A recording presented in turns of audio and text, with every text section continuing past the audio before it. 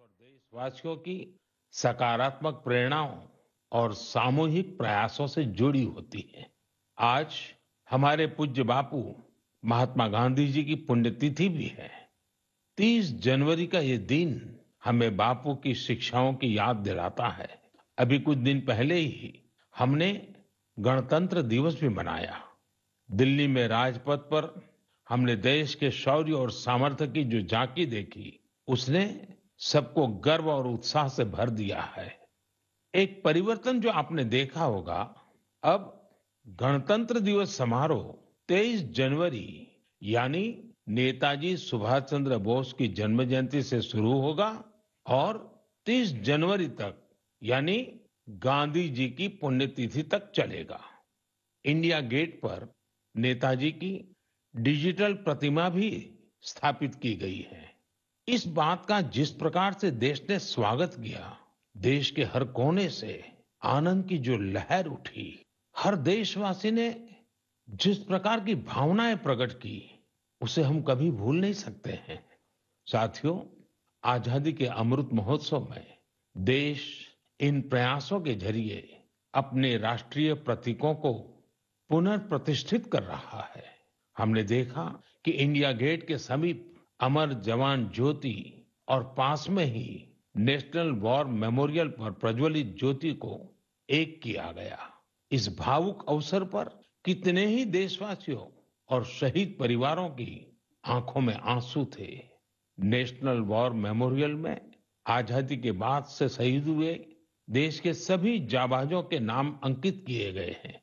मुझे सेना के कुछ पूर्व जवानों ने पत्र लिखकर कहा है कि शहीदों की स्मृति के सामने प्रज्वलित हो रही अमर जवान ज्योति शहीदों की अमरता का प्रतीक है। सच में अमर जवान ज्योति की ही तरह हमारे शहीद, उनकी प्रेरणा और उनके योगदान भी अमर है। मैं आप सभी से कहूंगा, जब भी अवसर मिले नेशनल वॉर मेमोरियल जरूर जाएं। अपने परिवार और बच्चों को भी जरूर ले जाएं। यहाँ आपको एक अलग ऊर्जा और प्रेरणा का अनुभव होगा। साथियों, अमृत महोत्सव के इन आयोजनों के बीच देश में कई महत्वपूर्ण राष्ट्रीय पुरस्कार भी दिए गए हैं। एक है प्रधानमंत्री राष्ट्रीय बाल पुरस्कार। ये पुरस्कार उन बच्चों को मिले जिन्होंने छोटी सी उम्र में साहसिक और प्रेरणादायी काम किए हैं। हम सबको अपने घरों में इन बच्चों के बारे में जरूर बताना चाहिए। इनसे हमारे बच्चों को भी प्रेरणा मिलेगी और उनके भीतर देश का नाम रोशन करने का उत्साह जगेगा। देश में अभी पद्म सम्मान की भी घोषणा हुई है। पद्म पुरस्कार पाने वाले में कई ऐसे नाम भी हैं जिनके बारे में बहुत कम लोग जानते हैं।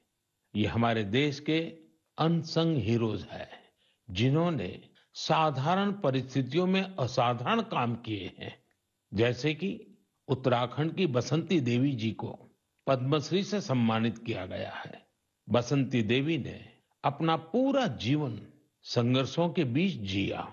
कम उम्र में ही उनके पति का निधन हो गया था और वो एक आश्रम में रहने लगी। यहाँ रहकर उन्होंने नदी को बचाने के लिए संघर्ष किया और पर्यावरण के लिए असाधारण योगदान दिया। उन्होंने महिलाओं के सशक्तिकरण के लिए भी काफी काम किया है। इसी तरह मणिपुर की 77 साल की लौरेम्बम बिनो देवी दशकों से मणिपुर की लीबा टेक्सटाइल आर्ट का संरक्षण कर रही है। उन्हें भी पद्मश्री से सम्मानित किया गया है। मध्य प्रदेश के अर्जुन सिंह को बैगा आदिवासी नृत्य की कला को पहचान दिलाने के लिए पद्म सम्मान मिला है। पद्म सम्मान पाने वाले एक और व्यक्ति है श्रीमान अमाई महालिंगा नाइक। एक किसान है और कर्नाटका के रहने वाले हैं। इन्हें कुछ लोग टनल मैन भी कहते हैं। उन्होंने खेती में ऐसे ऐसे इनोवेशन किए हैं जिन्हें देखकर कोई भी हैरान रह जाए। इनके प्रयासों का बहुत बड़ा लाभ छोटे किसानों को हो रहा है। ऐसे और भी कई अनसंग हीरोज हैं जिन्हें देश ने उनके योगदान के लिए सम्मानित किया है। आप जरूर इनके बारे में जानने की कोशिश करिए। इनसे हमें जीवन में बहुत कुछ सीखने को मिलेगा। मेरे प्यारे देशवासियों, अमृत महोत्सव पर आप सब साथी मुझे ढेरों पत्र और मैसेज भेजते हैं, कई सुझाव भी देते हैं। इसी श्रृंखला में कुछ ऐसा हुआ है जो मेरे लिए अविस्मरणीय है। मुझे 1 करोड़ से ज्यादा बच्चों ने अपने मन की बात पोस्टकार्ड के जरिए लिखकर भेजी है। ये 1 करोड़ पोस्टकार्ड देश के अलग अलग हिस्सों से आए हैं, विदेश से भी आए हैं। समय निकालकर इनमें से काफी पोस्टकार्ड को मैंने पढ़ने का प्रयास किया है। इन पोस्टकार्ड्स में इस बात के दर्शन होते हैं कि देश के भविष्य के लिए हमारी नई पीढ़ी की सोच कितनी व्यापक और कितनी बड़ी है। मैंने मन की बात के श्रोताओं के लिए कुछ पोस्टकार्ड छांटे हैं जिन्हें मैं आपसे शेयर करना चाहता हूं। जैसे यह एक असम के गुवाहाटी से रिद्धिमा स्वर्गियारी का पोस्टकार्ड है। रिद्धिमा क्लास 7th की स्टूडेंट है और उन्होंने लिखा है कि वो आजादी के 100वें साल में एक ऐसा भारत देखना चाहती हैं जो दुनिया का सबसे स्वच्छ देश हो, आतंकवाद से पूरी तरह से मुक्त हो, 100% साक्षर देशों में शामिल हो, जीरो एक्सीडेंट कंट्री हो और सस्टेनेबल तकनीक से फूड सिक्योरिटी में सक्षम हो।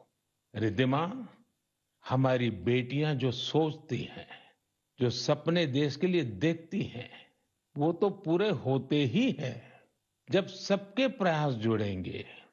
आपकी युवा पीढ़ी इसे लक्ष्य बनाकर काम करेगी तो आप भारत को जैसा बनाना चाहती हैं वैसे जरूर होगा। एक पोस्टकार्ड मुझे उत्तर प्रदेश के प्रयागराज की नव्या वर्मा का भी मिला है। नव्या ने लिखा है कि उनका सपना 2047 में ऐसे भारत का है जहां सभी को सम्मानपूर्ण जीवन मिले, जहां किसान समृद्ध हो और भ्रष्टाचार न हो। नव्या, देश के लिए आपका सपना बहुत सराहनीय है। इस दिशा में देश तेजी से आगे भी बढ़ रहा है। आपने भ्रष्टाचार मुक्त भारत की बात की। भ्रष्टाचार तो दीमक की तरह देश को खोखला करता है। उससे मुक्ति के लिए 2047 का इंतजार क्यों? ये काम हम सभी देशवासियों को, आज की युवा पीढ़ी को मिलकर करना है, जल्द से जल्द करना है। और इसके लिए बहुत जरूरी है कि हम अपने कर्तव्यों को प्राथमिकता दें।